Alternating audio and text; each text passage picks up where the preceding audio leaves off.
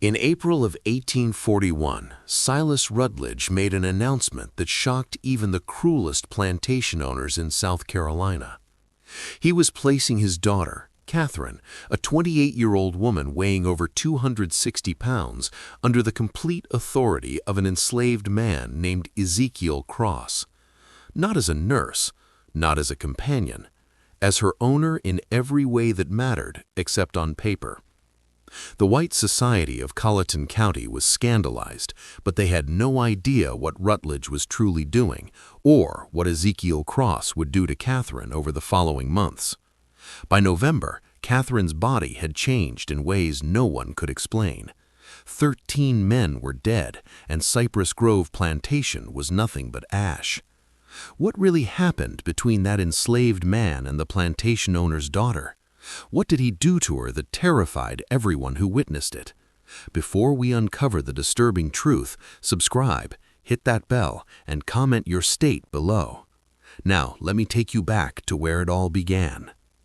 Spring in Colleton County arrived with oppressive heat and humidity that made the air feel solid. The Combahee River moved slowly through the low country, its dark water reflecting Spanish moss that hung from live oak trees like funeral shrouds. Rice paddies stretched for miles, their flooded fields worked by hundreds of enslaved people who moved through water up to their knees from dawn until dusk. This was wealth built on suffering, prosperity extracted from human misery. All of it justified by men who convinced themselves that cruelty was simply the natural order of things. Cypress Grove Plantation sat on 800 acres of moderately productive land.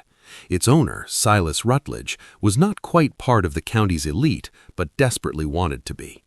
He owned 58 enslaved people, which made him wealthy by most standards, but barely qualified him as mid-tier in local society. The truly powerful families owned thousands of acres and hundreds of slaves. They summered in Charleston and sent their children to universities in the North. Their names carried weight that could open doors or destroy reputations with a single word. Silas had married Elizabeth Yancey in 1812, a union that brought moderate landholdings and a respected surname. Elizabeth had been a practical woman who kept meticulous records and seemed more interested in profit margins than social climbing. She died giving birth in 1813 to a daughter christened Catherine. For 28 years, Silas raised Catherine alone while focusing his energies on gaining entry to the inner circles of county power. He was a tall man, thin in the way of people who forget to eat when consumed by obsession. His hair had gone gray prematurely, giving him a severe appearance that matched his cold temperament. In business, he was known for being shrewd but honorable enough, the kind of man who would drive hard bargains but keep his word. His daughter Catherine had grown up isolated, educated by tutors, never quite belonging anywhere. By 1841, she was 28 years old and weighed nearly 260 pounds.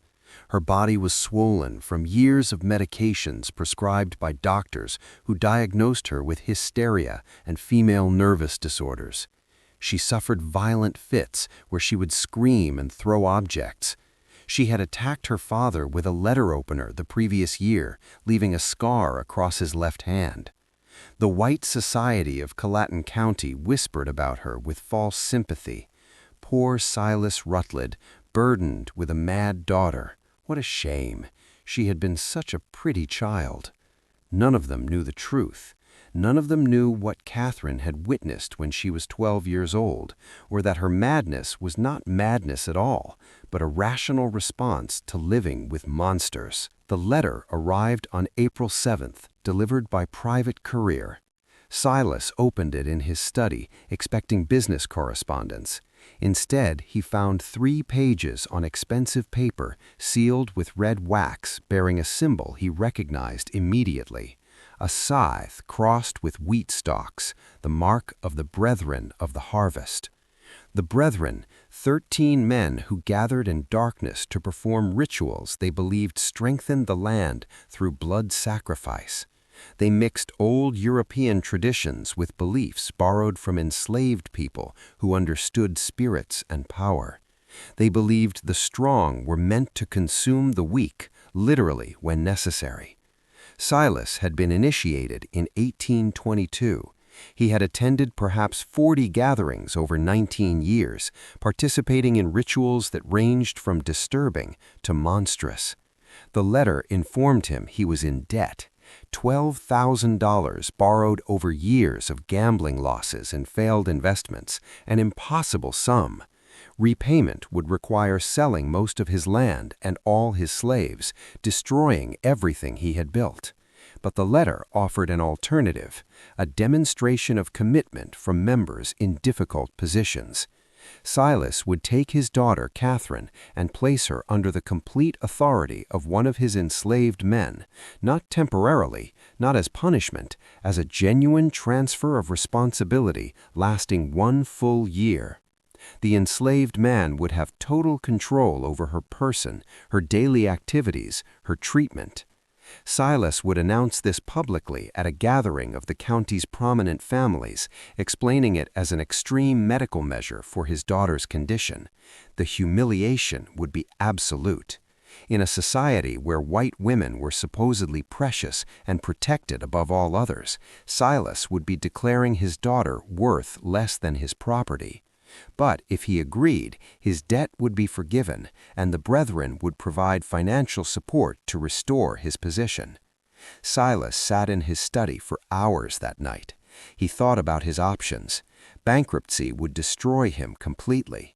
The brethren had connections to every judge, every lawyer, every politician in the region. They could make him disappear if he became a problem.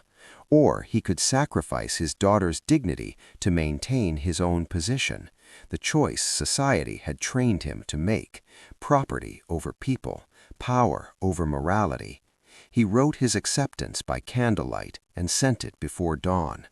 3 days later, another letter arrived with a name and brief history. Ezekiel Cross, age 33. Purchased recently through an intermediary from a Virginia plantation. Skills included carpentry and herbal medicine. Temperament listed as quiet and obedient. What the letter did not say was that Ezekiel Cross had been selected specifically for this purpose, that his placement at Cypress Grove was no accident, that he carried his own burning need for justice and the patience to wait for exactly the right moment.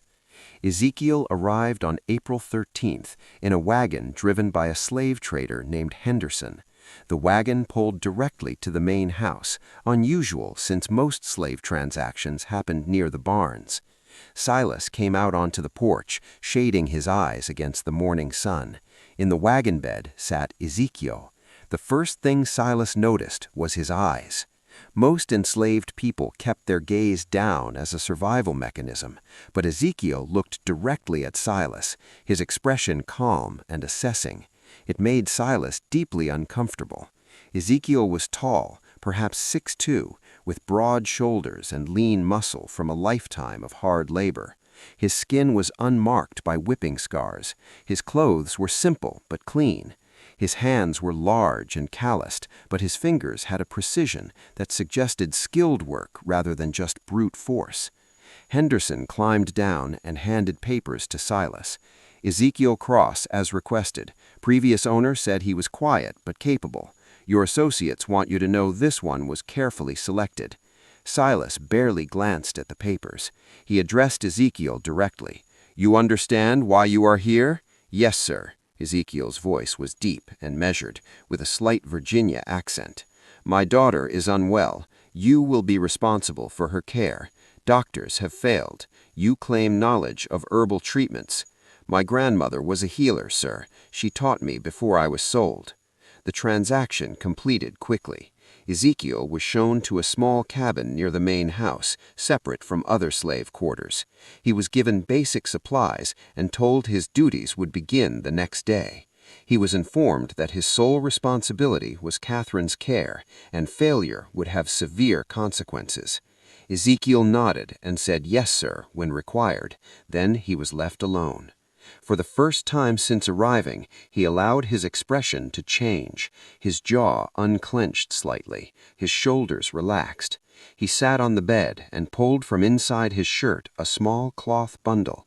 He unwrapped it carefully, revealing a piece of worn paper with 3 names written in a child's uncertain handwriting: Sarah, Benjamin, Ruth, his wife, his son, his daughter, sold away from him 3 years ago to a plantation in Alabama known for working slaves to death. He had learned they all died within 18 months, Sarah from untreated fever, Benjamin from an injury that turned septic, Ruth from simply giving up, a 6-year-old child who stopped eating because she could not understand why her family had been torn apart. And Silas Rutledge had been the one to sell them, not because he needed money, not because they had done anything wrong, but because he was demonstrating to the brethren that he could make hard decisions without sentimentality. He had split a family like kindling for burning. Ezekiel had spent 2 years working his way south, deliberately getting sold from plantation to plantation, always gathering information. He learned about the brethren through whispers. He learned about their rituals and members. He learned they considered themselves above any consequence. When the opportunity came to be sold to Rutledge specifically, Ezekiel knew this was his chance. He would have access to Rutledge's house, to his secrets, to his vulnerabilities. And sometimes justice came not from courts or laws, but from patience and planning and being willing to become exactly as monstrous as necessary. He folded the paper with the 3 names and tucked it away. Then he lay back and stared at the ceiling and began planning what came next. A house slave named Judith, middle-aged with graying hair, brought him to Catherine's room on the 2nd floor. She knocked reluctantly. "Miss Catherine, your father has brought someone to help with your treatments." A crash from inside, something heavy hitting the wall. Then Catherine's voice, slurred but venomous.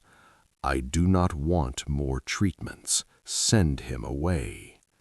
Judith looked at Ezekiel with sympathy. She has bad days. This is one. Ezekiel opened the door and stepped inside, closing it before Judith could follow. The room was large but dark, heavy curtains drawn. The air was stale, smelling of unwashed bedding and something else, the sweet rot smell of mercury. Books scattered across the floor, a shattered picture against the wall, clothes everywhere. Catherine sat in a chair by the cold fireplace, wrapped in a stained dressing gown. Her dark hair hung loose and tangled. Her face was puffy, eyes unfocused. Her hands trembled continuously on the chair arms. She looked at Ezekiel with confusion, then fear, then anger. "Who are you? I said no more doctors." "I am not a doctor, miss. My name is Ezekiel. Your father asked me to help you." "Help," she laughed harshly. "That is what they all say. Help, treatment, medicine. They mean poison. They mean chains. They mean silence." She stood, suddenly swaying. "I know what this is. He is punishing me again for remembering, for speaking, for refusing to forget." Ezekiel stood still, non-threatening. "What are you supposed to forget?" The question caught her off guard. Her anger flickered to something more vulnerable. "You do not know." "I know nothing, miss, only that your father says you are unwell." Catherine studied him intently, as if really seeing him for the first time. "You are not from here." "Virginia, originally, miss. Do you know what happens in this house? What they do in the cellar?" Ezekiel's pulse quickened, but he kept his expression neutral. "I do not know what you mean." "Liar. No heat in it, just exhaustion. Everyone lies. It is easier than truth." She sat heavily. "Leave me alone. Tell my father his newest torment failed." But Ezekiel moved to the window and drew open the curtains. Sunlight flooded in. Catherine cried out, covering her eyes. "When did you last go outside, miss?" "I cannot walk that far. I'm too weak." "When did you last eat without laudanum in it?" "The medicine is necessary. Doctors say so." "What if the doctors are wrong?" Her hands came down from her eyes. She stared at him with hope and terror mixed. "What did you say?" Ezekiel turned from the window. This was the moment. The first card played. "I said, what if the doctors are wrong? What if everything you have been told about your condition is designed not to help you, but to keep you controllable? What if your father has been poisoning you for years to ensure you never become well enough to speak about what you saw?" Absolute silence. Catherine's eyes went wide, her trembling hands stilled. For 30 seconds, she just sat there, her mind working. When she spoke, her voice was different, clearer. "He told you." "Your father told me nothing, miss, but I have eyes. I know mercury poisoning. I know long-term laudanum use. Healthy women do not become like this without someone working hard to make them that way." "Why would you say this?" Suspicion crept back. "This is a trick. You are testing me." "I am telling you, I can help you become truly well, clear-minded, strong enough to walk out of this room. But it will not be easy. Your body has been dependent on those medicines for years. Stopping will be painful." "You will feel worse before better, and your father will not approve." "Then why would you do it?" Ezekiel met her eyes. "Because I have my own reasons for wanting Silas Rutledge to suffer, and the best way to make him suffer is to give him back a daughter who is sane enough to remember everything and strong enough to speak about it." The truth, dangerous to speak so plainly, but Catherine was damaged, not stupid. She would see through manipulation, but genuine common cause that she might believe. "You want revenge on my father?" "Yes, miss." "What did he do to you?" "He sold my family, my wife and 2 children, sent them to their deaths for no reason except to prove something to people who judge worth by cruelty." Catherine absorbed this, then nodded slowly. "The brethren. He sold them for the brethren." Not a question. "The brethren, miss, you do not know." She laughed, something manic in it. "You will learn. Everyone learns, eventually." She leaned forward. "If I agree, if I let you help me, what happens then?" "You get well, miss. And when you are well, we decide what to do next. We. I have my revenge to plan. You have yours. Perhaps they align." Catherine studied him intently. Finally, she spoke. "I want them all dead. My father, Judge Pelham, Reverend Crenshaw, all of them. Every man who stood in that cellar. I want them to suffer first, to know it is coming, to beg. Then I want them dead." The venom was shocking, not for its intensity, but because it came from someone dismissed as mad and harmless. This was not madness. This was rage concentrated by years of suppression. Ezekiel nodded. "Then we have an understanding, Miss Catherine. If we are conspirators, use my name." "I cannot, miss. Not where anyone might hear. We must be careful." "Then know something, Ezekiel." Catherine's eyes glittered dangerously. "I have killed before. 3 people, house slaves who might have told my father about my lucid moments. I cannot remember exactly how. The laudanum blurs everything, but I know I did it. They disappeared. Their families were told they ran away." She smiled terribly. "So if you plan to betray me, to use me, then dispose of me. Know that I am not a victim. I am something worse." Ice ran down Ezekiel's spine. He had expected an ally, not someone whose capacity for violence might exceed his own. But he kept steady. "I believe you, miss, and I will not betray you." "Good." Catherine stood more steadily. "Then let us begin. But I have one condition. When this is over, when we have had our revenge, I want to die. I do not want to live with what I have seen and done. You will help me with that, too." "Agreed." Ezekiel had not expected that, but he was committed now. Agreed. Then we have a deal. Catherine extended her hand. After hesitation, Ezekiel shook it. Her grip was stronger than expected. Over the following week, Ezekiel began Catherine's treatment. He gradually reduced her laudanum, replacing some with herbal tinctures, valerian root for anxiety and sleep, chamomile for digestive distress, milk thistle to help her liver process accumulated toxins. The process was brutal. Catherine spent 3 days in bed with fever, shaking, and vomiting. Ezekiel stayed with her through it, holding a basin while she was sick, wiping her face with cool cloths, speaking quietly just to remind her she was not alone. When the worst passed, she was weak but clearer than she had been in years.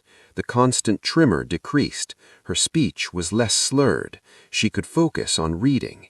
Then real work began. Ezekiel had her walking short distances at first, from her room to the hallway end and back. It exhausted her, but he insisted, every day a little further. He adjusted her diet, bringing lean meats and vegetables instead of heavy pastries. He limited portions strictly, though she fought him, years of using food as comfort making restriction difficult. While working on her physical recovery, they talked. Catherine told him about the cellar, about what she saw at 12. She described it in detail that made Ezekiel's stomach turn, but he listened without interruption. She told him about years of gaslighting that followed, her father convincing everyone, including herself, that she was mad, that she invented memories, that nothing she said could be trusted. She told him about the journals she kept hidden, pages documenting dates and times when her father left late at night, names of visitors at strange hours, sounds from below that should not be possible. Ezekiel told her about his family, about Sarah, who sang while working and taught their children to read despite the danger, about Benjamin, who at 8 could do mathematics that amazed overseers, about Ruth, who loved flowers and picked wild blooms to make their cabin beautiful. He told her how Silas came to the Virginia plantation with a buyer's warrant, how he inspected them like livestock, how he agreed to purchase all 3 for reasonable price, then changed terms at the last moment, saying he only needed the woman and children, not Ezekiel. How he deliberately split the family for no practical reason, but simply because he could. He smiled when he did it. Ezekiel said quietly, "That is what I remember most. My son crying, holding my leg, begging. My wife trying to be strong, telling Benjamin to be brave, and your father smiled like it pleased him to cause that pain." Catherine listened with newly clear eyes. "I am sorry. I know sorry is just a word, but I am sorry you suffered because of what my father is. You are not responsible for what he does, miss. No, but I am responsible for what I do next, and I promise you, Ezekiel, he will pay for what he took from you. They will all pay." The formal announcement was scheduled for April 29th. 41 people gathered in the Cypress Grove dining room for what invitations described as an important family announcement. The county's elite arrived in carriages. Judge Pelham with his wife Eleanor, Reverend Crenshaw with his daughter, Marcus Fanning and his family, Benjamin Lyle from the bank. The meal was elaborate: oysters, roasted duck, multiple rice dishes, sweet potatoes, fresh bread, a towering cake for dessert. Through it all, Catherine sat at her father's right hand, eating sparingly, speaking when spoken to, but volunteering nothing. Ezekiel served alongside other house slaves, moving quietly, refilling glasses, clearing plates. He was invisible to most guests, but he listened to every word, watched every interaction, filed away information. After dessert, Silas stood and tapped his glass. "My friends, thank you for joining us. As you know, Catherine has been unwell for years. We tried every treatment, doctors from Charleston, a specialist from Philadelphia. Nothing helped until recently. He gestured toward Ezekiel. 2 weeks ago, I brought in Ezekiel, who has knowledge of herbal medicine. As you can see, Catherine is much improved, cleared, calm, more herself than in many years. Polite murmurs around the table. Catherine kept her expression neutral, though Ezekiel saw her hands gripping her napkin beneath the table. This improvement, Silas continued, has led to a difficult decision. Catherine requires ongoing care more intensive than our household can provide. After much consideration, I've decided Ezekiel will assume full responsibility for my daughter's welfare. He will have complete authority over her treatment, daily activities, and living arrangements, effective immediately. The murmurs changed tone. Confusion now. Several guests exchanged glances. Mrs. Pelham's face registered shock. Marcus Fanning spoke up. "Silas, I do not understand. You are placing your daughter under a slave's care permanently?" "I am placing her with someone who succeeded where others failed. My daughter's health is more important than social convention." "But surely," Reverend Crenshaw interjected carefully, "there are other options. A companion, a nurse, someone more appropriate." Silas's expression hardened. "I have made my decision. Catherine agrees. Do you not, daughter?" All eyes turned to Catherine. This was the moment she could refuse, could expose everything, could bring it all crashing down.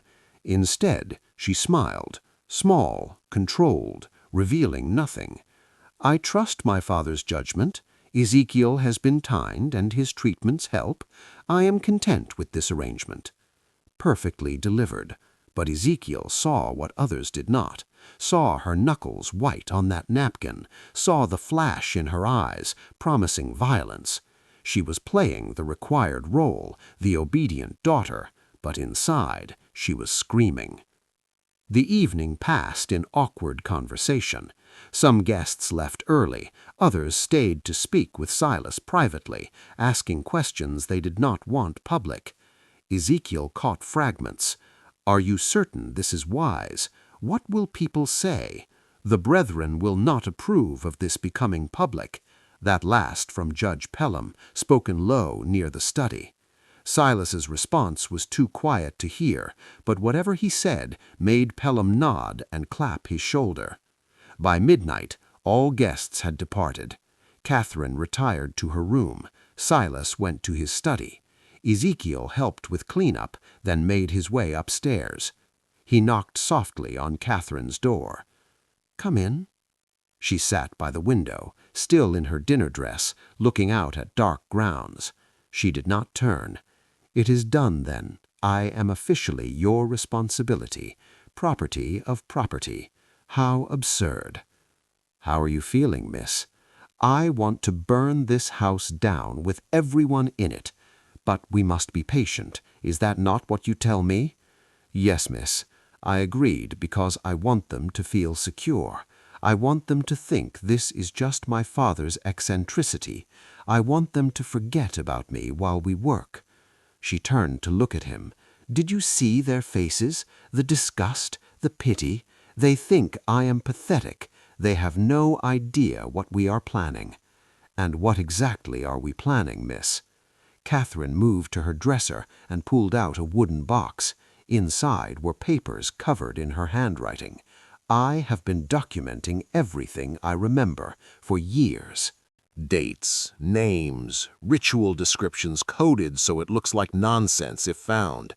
But I can decode it. We have enough to destroy 20 men. And will anyone believe us, miss? A woman recently recovered from madness and an enslaved man?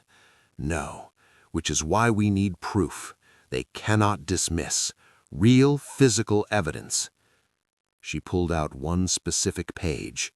"I know where they keep their records. The Brethren maintains a ledger of all activities, every ritual, every sacrifice, every member's participation. It ensures everyone is equally guilty. My father mentioned it years ago before he realized I would remember. Where is this ledger? In the cellar. There is a hidden room beyond the main chamber. I never saw inside, but I heard them talk about it. That is where they keep everything they cannot afford to lose. Ezekiel felt excitement mixed with dread. Such a ledger would be devastating evidence, but getting it meant going into the heart of the Brethren's domain. We would need to access it when the house is quiet. My father travels to Charleston monthly for business. The next trip is May 14th. He will be gone 3 days. That gives us almost 3 full days. They waited until nightfall before moving. The house settled into evening routine. By 10, the main house was silent. They met in Catherine's room. She had changed into simple dark clothes, allowing freedom of movement, hair pulled back tightly. She looked like someone preparing for battle. "Are you certain, miss?" "I have never been more certain. Let us go." The cellar entrance was in the kitchen behind the pantry. The door looked like wall paneling, but pressed right, it clicked open, revealing narrow stairs descending into darkness. The smell hit immediately. Damp earth and old smoke, and something organic and rotten. Catherine noticed his reaction. "You get used to it. I wish I could say you stop smelling it, but I would be lying." They descended carefully, Ezekiel carrying a shuttered lantern providing minimal light. The stairs were steep and worn, wood creaking. After 20 steps, they reached bottom. The cellar was larger than expected, easily 30 feet square, with low ceilings supported by thick beams. The floor was packed earth, walls lined with stones weeping moisture. At center was what Catherine called the altar, though now it looked like just a heavy wooden table. But dark stains on its surface and grooves carved in edges told their own story. Around the room were candle holders, clay jars sealed with wax, wooden boxes, a rack holding black robes with crimson trim. Along one wall, shelves containing books and papers. Catherine moved with certainty of someone following a memorized map. She led Ezekiel to the far wall, where stones seemed solid, but she pressed one particular stone and something clicked. A section swung inward, revealing another chamber.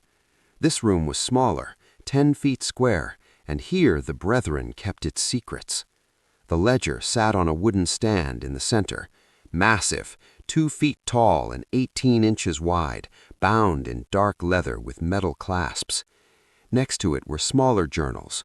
Around the walls were shelves containing jars Ezekiel refused to examine too closely.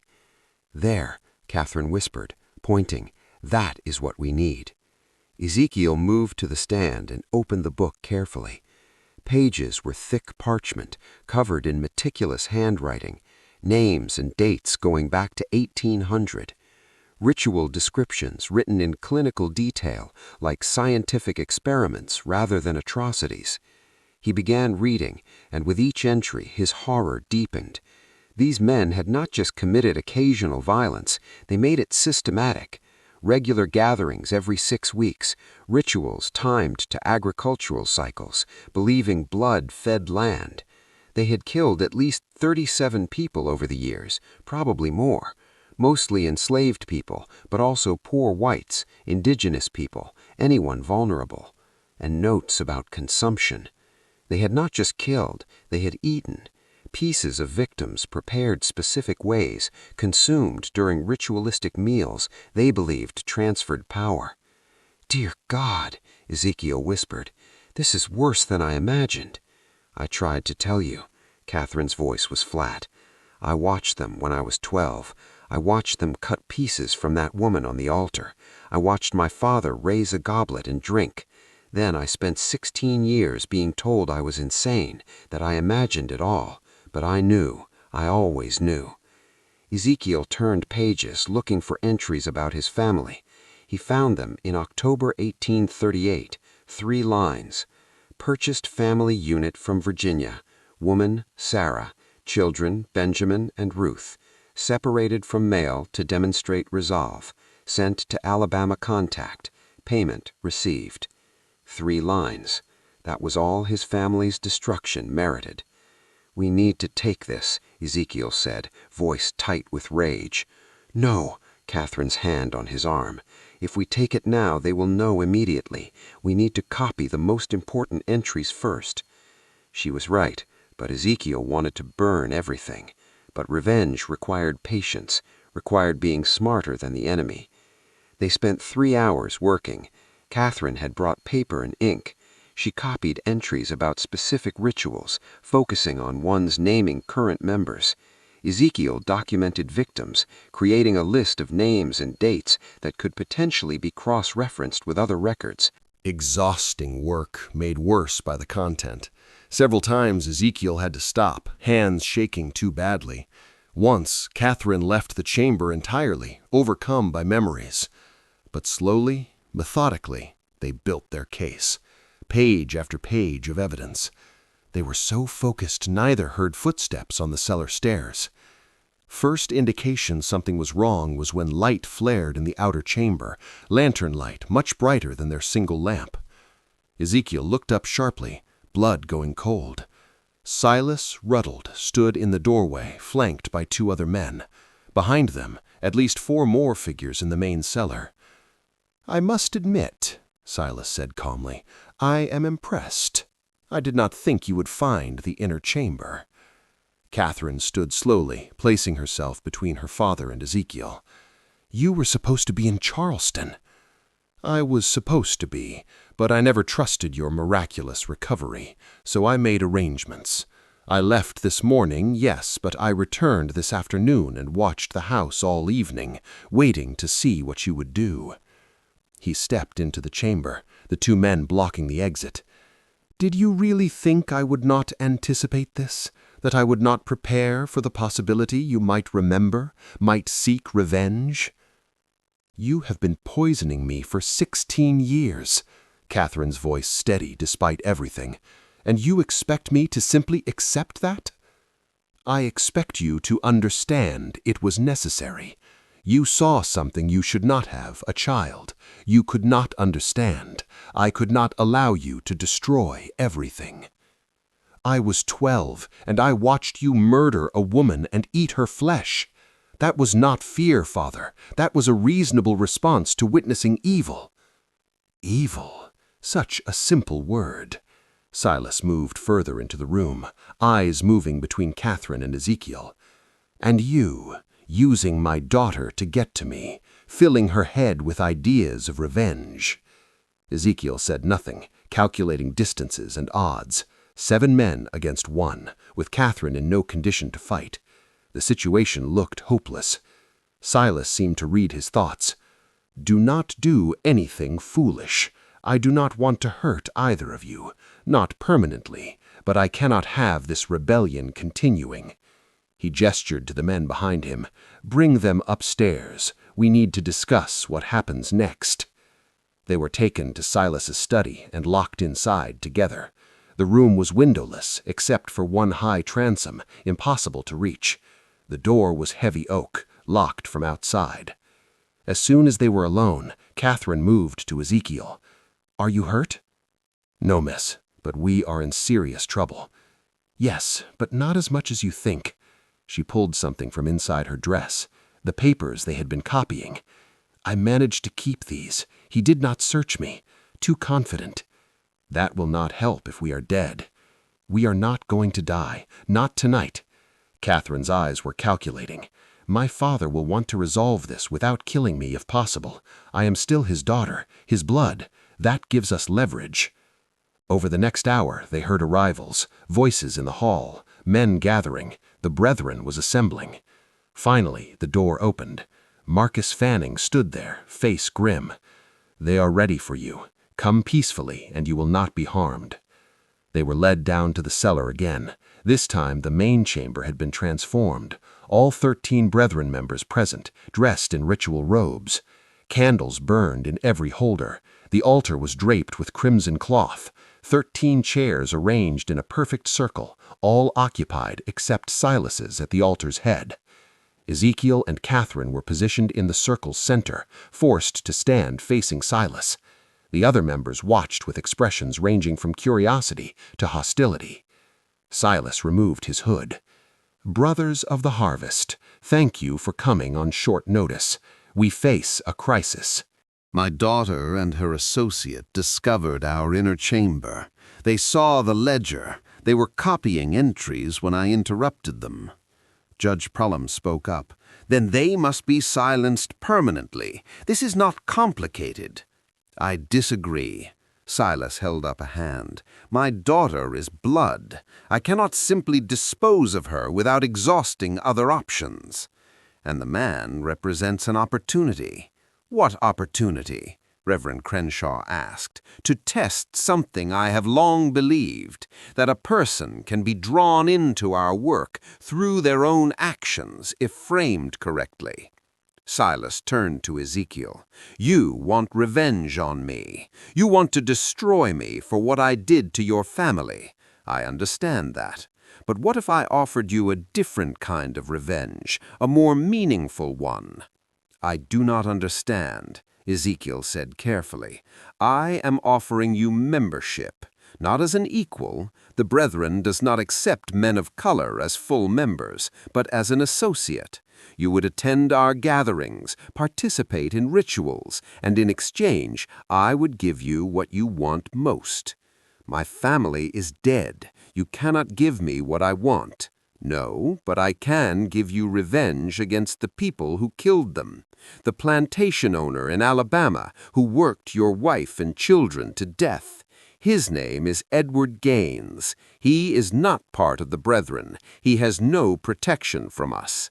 If you join us, prove your loyalty. I will give you resources to destroy him, money, information, whatever you need to make him suffer as you have suffered." The offer hung in the air, obscene in its calculation. Join the men who destroyed his family to get revenge on another monster. And if I refuse, then you and Catherine both die tonight. Your bodies go into the swamp. No one will ever know what happened. The papers Catherine was copying will be burned, her journals destroyed. Everything continues as it always has. Silas spread his hands. "But if you accept, you live. Catherine lives. You get your revenge. All it costs is your soul." Ezekiel looked at Catherine. Her face was pale, but she gave him the slightest shake of her head. "Do not do it. Whatever happens, do not become them." But Ezekiel was thinking about accepting, about getting inside their organization, about gathering more evidence, about buying time. He looked back at Silas and Catherine. What happens to her? She returns to her room, resumes her medications, forgets what she has seen. The alternative is she dies alongside you. "No," Catherine's voice cut across the chamber. "I will not forget again. I will not be silenced. Kill me if you must, Father, but I will not pretend I do not know what you are." Silas's expression hardened. "Then you have made your choice." "Wait," Ezekiel spoke quickly. "I accept, but on one condition. Catherine goes free, not back to her room, free. Let her leave this house, leave South Carolina. Give her money to start over. If you do that, I will join you." Several Brethren members shook their heads, but Judge Pelham spoke. "The boy makes a point. The girl is already broken. Even if she spoke, who would believe her? But a man willing to join us, to be complicit, that is valuable. That proves our power extends even to those who hate us." Silas considered. Finally he nodded. "Very well. Catherine will be sent north. I have associates in Philadelphia who will take her in. She will be given a new identity and stipend to live on, but she can never return to South Carolina, never contact anyone from her old life." She will be dead to everyone here. "Agreed." Catherine stared at Ezekiel. "No, I will not leave you to—" "Agreed," Ezekiel interrupted. "She goes free, I join you, then we have a bargain." Silas turned to the others. "Catherine leaves tomorrow. Ezekiel's initiation will be in 3 weeks at the next regular gathering. Until then, he remains at Cypress Grove under watch. If he tries to escape or contact anyone, the deal is void and both die. Understood?" Ezekiel nodded. Catherine looked like she wanted to argue, but Ezekiel caught her eye and shook his head slightly. "Trust me." Catherine left the next morning. A closed carriage took her away at dawn. Ezekiel watched from his cabin window as it rolled down the long drive and disappeared into the trees. She had not been allowed to say goodbye. He had not been allowed to speak with her after the confrontation in the cellar. But as she had been escorted to her room the previous night, she had looked back at him once, and in her eyes he had seen something that gave him hope. She understood. She knew he had not truly surrendered. She knew this was strategy, not defeat. The question was whether she would actually go to Philadelphia or whether she had her own plans. The 3 weeks that followed were the longest of Ezekiel's life. He was kept under constant watch. 2 overseers followed him everywhere. He was not allowed to leave the plantation grounds. He was given menial work to keep him occupied, meaningless tasks that accomplished nothing but filled time.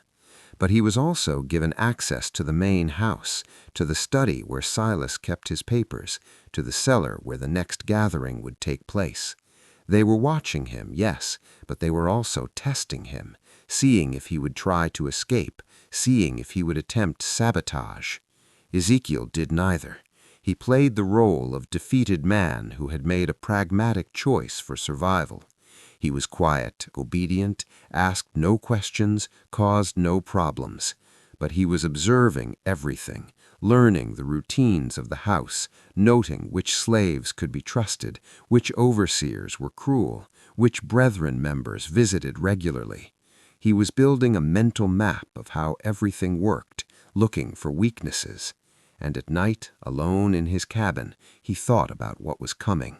His initiation would require participation in their rituals. They would test him.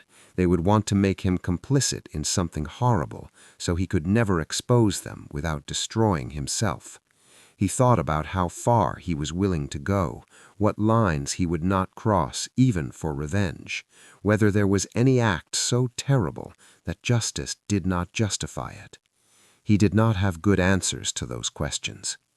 On June 2nd, the night before his initiation, Silas came to his cabin. It was late, after midnight. Ezekiel woke to knocking and opened the door to find his owner standing there alone. "May I come in?" Ezekiel stepped aside. Silas entered and looked around the sparse room. Finally, he spoke. "Tomorrow you will become one of us. Not fully, never fully, but enough. I want you to understand what that means. I understand what I agreed to. Do you? Do you truly?" Silas sat on the single chair, uninvited. "The brethren have existed for 43 years. In that time we have never lost a member to exposure, never had someone break our code of silence. Do you know why? Because everyone is equally guilty. Partly, but also because we take care of each other. A man joins the brethren and suddenly doors open. Business opportunities appear. Legal problems disappear. Enemies find themselves in difficulty. We are not just a society, Ezekiel. We are a network of power that extends across the entire South. Once you are part of that network, even as an associate, you will have access to resources you cannot imagine. And in exchange, I help you murder people." Silas did not flinch. "In exchange, you help us maintain the natural order, the strong over the weak, the powerful over the powerless. That is how the world has always worked. We simply acknowledge it and use it to our advantage. You killed my family to demonstrate your commitment to that order. I did, and I would do it again, because sentiment is weakness, love is weakness. The moment you allow yourself to care more about individuals than about power, you have already lost." Silas leaned forward. "But here is what I want you to understand. Your family is dead. Nothing you do will change that. But you can ensure their deaths meant something. You can use the power the brethren offer to prevent other families from suffering the same fate. You can work from inside our organization to make changes, to push for less brutal treatment of slaves, to advocate for better conditions. You will have a voice at our table that is worth something." It was almost convincing, almost. The idea that Ezekiel could become some kind of reformer from within, using his position to help others. But he knew it was a trap, a rationalization. The moment he participated in their rituals, he would be compromised. The moment he accepted their power, he would be corrupted by it. "Why are you telling me this?" Ezekiel asked. "Because I want you to succeed. Because having you as an ally is more valuable than having you as an enemy. Because I killed your family, but I do not want to kill you." Silas stood. "Tomorrow night, you will be asked to do something difficult, something that will test whether you truly commit to this path. I am telling you now, whatever you are asked to do it. Do not hesitate. Do not show weakness, because if you fail the test, both you and Catherine die. Yes, I know she is not really in Philadelphia. I know she is hiding somewhere, planning her own revenge, but I have people watching for her. The moment she surfaces, if you have not proven yourself, she will be found and killed. Do you understand?" Ice flooded through Ezekiel. Catherine was alive, but she was in danger, and his actions tomorrow would determine whether she lived or died. "I understand," he said quietly. Silas nodded and left without another word. Ezekiel sat alone in the dark cabin, thinking about the impossible position he was in. He had to participate in something monstrous tomorrow, had to prove himself to monsters, had to become complicit in evil. Or he had to find another way, a third option that neither Silas nor the brethren anticipated. He pulled out the paper with his family's names, looked at them in the moonlight coming through the window. "Forgive me," he whispered, "for what I'm about to do, for what I have to become. I promise you it will not be for nothing." The gathering began at midnight on June 3rd. Ezekiel was brought to the cellar by two brethren members who stripped him to the waist and tied his hands behind his back. They led him down the stairs into the candle-lit chamber where all 13 members waited in their robes. Business opportunities appear. Legal problems disappear. Enemies find themselves in difficulty. We are not just a society, Ezekiel. We are a network of power that extends across the entire South. Once you are part of that network, even as an associate, you will have access to resources you cannot imagine. And in exchange, I help you murder people. Silas did not flinch. In exchange, you help us maintain the natural order, the strong over the weak, the powerful over the powerless. That is how the world has always worked. We simply acknowledge it and use it to our advantage. You killed my family to demonstrate your commitment to that order. I did, and I would do it again, because sentiment is weakness, love is weakness. The moment you allow yourself to care more about individuals than about power, you have already lost. Silas leaned forward. "But here is what I want you to understand. Your family is dead. Nothing you do will change that. But you can ensure their deaths meant something. You can use the power the brethren offer to prevent other families from suffering the same fate. You can work from inside our organization to make changes, to push for less brutal treatment of slaves, to advocate for better conditions. You will have a voice at our table that is worth something."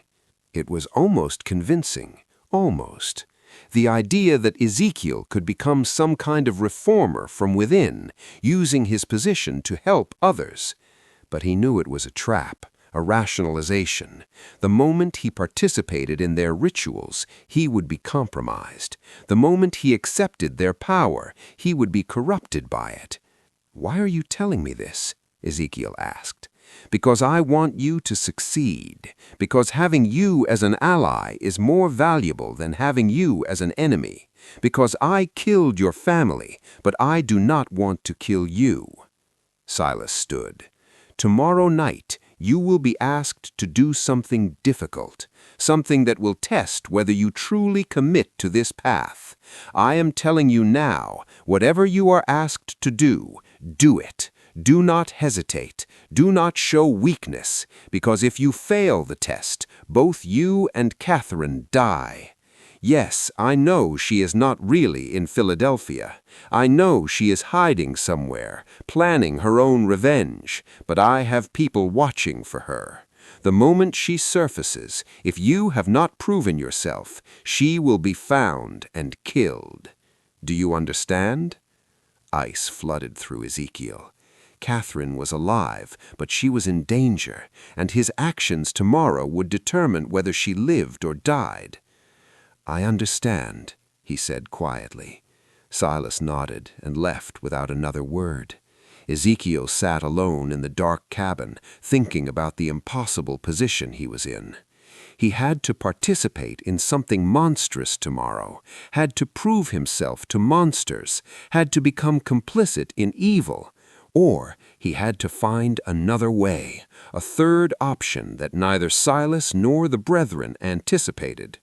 He pulled out the paper with his family's names, looked at them in the moonlight coming through the window. "Forgive me," he whispered, "for what I'm about to do, for what I have to become. I promise you it will not be for nothing." The gathering began at midnight on June 3rd. Ezekiel was brought to the cellar by two brethren members who stripped him to the waist and tied his hands behind his back. They led him down the stairs into the candle-lit chamber where all 13 members waited in their robes. The reckoning. Catherine had spent 3 weeks recruiting. She had moved from plantation to plantation under cover of darkness, speaking to enslaved people she had known her whole life, people who had watched her grow up, who had suffered under her father's ownership. She told them about the brethren, about the cellar, about the rituals, and she told them that tonight was the night they could end it. 23 people came, men and women who had nothing left to lose, who had lost children to the brethren's rituals, who had watched friends disappear into the swamps, who had endured decades of brutality from men who believed themselves untouchable. They came armed with tools from the fields, axes, scythes, hammers. They came with rage that had been building for generations. When the young woman burst from the cellar, Catherine led them down. The brethren members, still trying to subdue Ezekiel, did not hear them coming until it was too late. The enslaved people flooded into the cellar like a tide. There was no mercy in what followed, no hesitation. These were people who had been told their entire lives they were property, that their suffering did not matter, that their lives had no value. Now they were proving how wrong those beliefs were. The brethren tried to fight. Judge Pelham pulled a pistol, but was struck down before he could fire. Reverend Crenshaw begged for mercy and received none. Marcus Fanning tried to flee up the stairs and was dragged back down. Silas Rutledge, seeing everything collapse around him, tried one last desperate play. He grabbed Catherine, pulling her to him with a knife at her throat. "Stop, stop, or I kill her." The room went still. Catherine looked at her father with no fear in her eyes. "Do it. Kill me. It changes nothing. You have already lost. I can still escape. I can still—" "You can still nothing." Catherine's voice was cold. "You spent 16 years trying to break me, trying to make me forget, trying to convince me I was mad, but you failed. I remembered everything, and I am going to watch you die." She drove her elbow back into his ribs with sudden, vicious force. His grip loosened, she spun away, and before Silas could recover, Ezekiel was there. They faced each other, the enslaved man and the plantation owner. All the power Silas had held, all the privilege and cruelty, all the years of believing himself untouchable, none of it mattered now. "You took everything from me," Ezekiel said quietly. "My wife, my children, my life. You did it for no reason except that you could, to prove something to men who valued cruelty over humanity." "Please," Silas said, just that one word, pathetic and desperate. "Did my wife say please? Did my son? Did any of the people you killed in this cellar?" Ezekiel shook his head. "No mercy. Not for you. Not ever." What happened next was brutal and final. The enslaved people made sure none of the brethren survived. 13 men who had believed themselves above consequence learned in their final moments that power was an illusion, that cruelty always came home eventually. When it was over, Catherine stood in the center of the cellar, surrounded by bodies. She was shaking, not from fear, but from release. 16 years of rage finally given outlet. Ezekiel came to her. "Are you hurt?" "No. Are you?" "Minor cuts. Nothing serious." He looked around at the carnage. "What do we do now?" "Now," Catherine's smile was grim.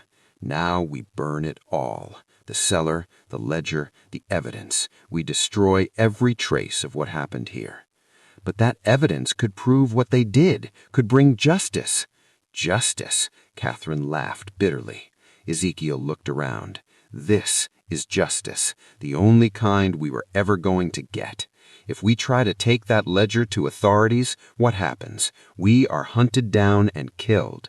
The surviving Brethren members in other counties come for us. This only ends if everyone believes the Cypress Grove chapter died in an accident." If there is no evidence, no witnesses, no story to tell. She was right, and Ezekiel knew it. Then we burn it. They spent the next 2 hours preparing. The enslaved people who had helped them left before dawn, disappearing back to their various plantations. They would say nothing. They had seen nothing. They knew nothing. That was how survival worked. Catherine and Ezekiel poured oil through the cellar, stacked wood and kindling, placed the bodies in positions that might look like an accident if anyone investigated. Then they took the ledger and all the journals and placed them in the center of the altar. "Wait," Ezekiel said.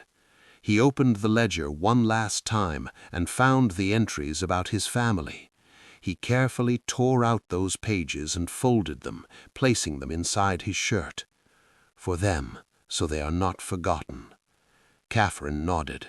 Then she took a candle and held it to the oil-soaked wood. The fire caught immediately. Within minutes, the cellar was ablaze. They fled up the stairs and out of the house, stood in the yard, watching as flames engulfed Cypress Grove Plantation. People would come. Other plantations would see the smoke. There would be questions, but Catherine and Ezekiel had their story prepared. A terrible accident. A candle knocked over in the cellar, the master and his guests trapped below. So tragic, so terrible, no one would ever know the truth. As the sun rose over the burning ruins, Catherine turned to Ezekiel. "What will you do now?" "Go north. Use the chaos of this fire to disappear. Maybe find others who want to fight, to create a network that can help people escape." He pulled out the paper with his family's names. "I cannot bring them back, but I can make sure others do not suffer the same fate. And I will go north as well. Use the money I have been stealing from my father's accounts for years. Start over." She paused. "But I will not forget. I will document everything that happened here. I will write it all down so that someday, somehow, someone knows the truth." They sealed the records. "They will seal your testimony too if you try to make it public. Then I will hide it. I will code it. I will leave it somewhere to be found decades from now, when we are all dead and it cannot hurt us any more." She looked at the burning house.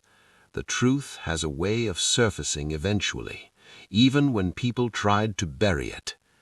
They stayed until the fire burned itself out, until Cypress Grove Plantation was nothing but ash and blackened timbers, until there was nothing left to show that 13 men had gathered there to commit atrocities. Then they walked away in opposite directions, Catherine north toward Charleston and eventually Philadelphia, Ezekiel west toward the frontier, where enslaved people could disappear into communities that asked no questions. They never saw each other again. The official story was exactly as they had planned, a tragic accident. Silas Rutledge and 12 prominent gentlemen meeting at Cypress Grove to discuss business when a fire broke out. All 13 perished in the cellar, overcome by smoke before they could escape. A terrible loss for Colleton County. Funerals with full honors, eulogies praising their contributions to society. Catherine Rutledge was reported to have died in the fire as well. Her father's mad daughter trapped in her room, unable to escape, a particularly sad footnote to an already tragic event. No one questioned it. No one looked too closely. The enslaved people who had participated said nothing. They had no reason to speak and every reason to remain silent. Most were sold within months to different plantations as Cypress Grove was liquidated. They scattered across South Carolina and beyond, carrying their secret with them to their graves. Years passed. The ruins of Cypress Grove were eventually demolished, the land sold, new buildings constructed. Life moved on as it always does, covering over the past with the present. But whispers persisted, stories told in slave quarters late at night about the plantation where the masters burned, about the night justice came to men who thought themselves untouchable, about the woman and the man who made it happen. The stories changed with each telling, becoming legend, becoming myth, but the core remained. That cruelty had consequences, that power was not absolute, that sometimes the powerless found their power. In 1863, during the Civil War, Union troops occupied the area where Cypress Grove had stood. They found evidence of old tunnels beneath the property, found bones in the nearby swamp, found markings on trees that suggested ritual sites. But the war moved on, and no one had time to investigate further. In 1971, during demolition work, a journal was found sealed in a wall. It detailed everything: names, dates, rituals, victims. But as Catherine had predicted, it was coded, and before anyone could fully decode it, the journal vanished from county records. Some say it was destroyed. Others say it was taken by descendants of the Brethren families, protecting their ancestors' secrets. A few believe it still exists somewhere, waiting to be rediscovered when the time is right. What is known is this: 13 prominent men died in a fire in 1841. Catherine Rutledge disappeared shortly afterward, though no body was ever confirmed found. An enslaved man named Ezekiel Cross was reported sold to a plantation in Alabama, but no record of the transaction exists. And for years afterward, stories circulated among enslaved communities about a network helping people escape, led by a man who had faced the monster and won.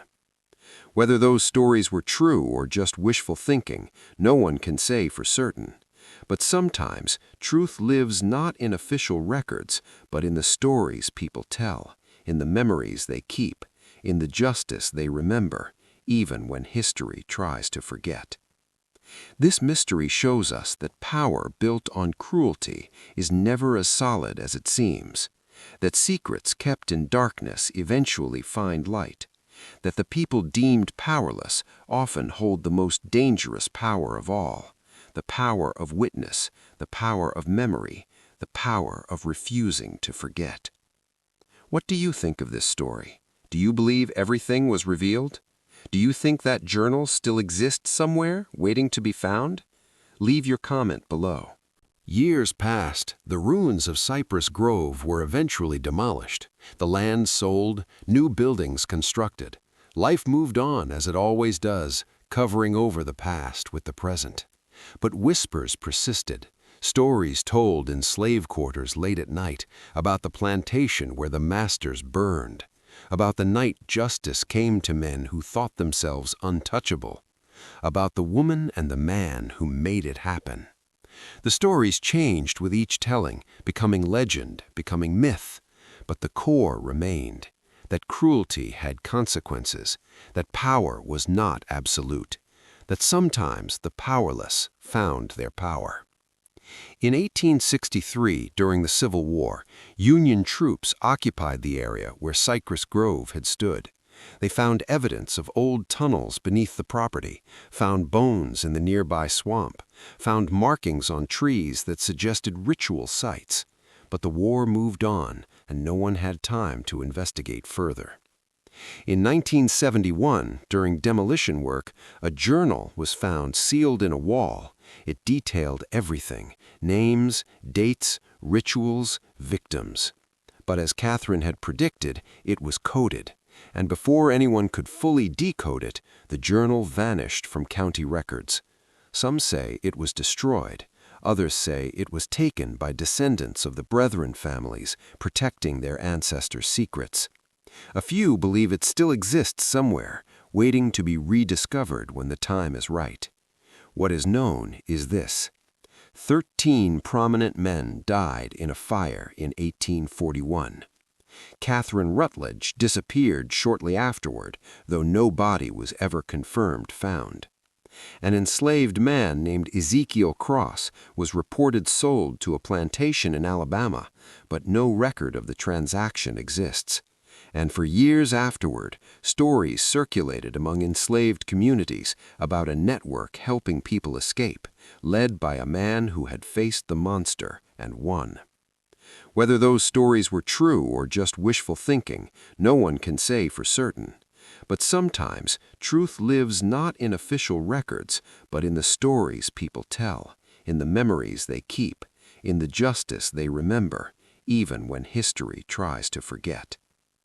This mystery shows us that power built on cruelty is never as solid as it seems, that secrets kept in darkness eventually find light, that the people deemed powerless often hold the most dangerous power of all, the power of witness, the power of memory, the power of refusing to forget.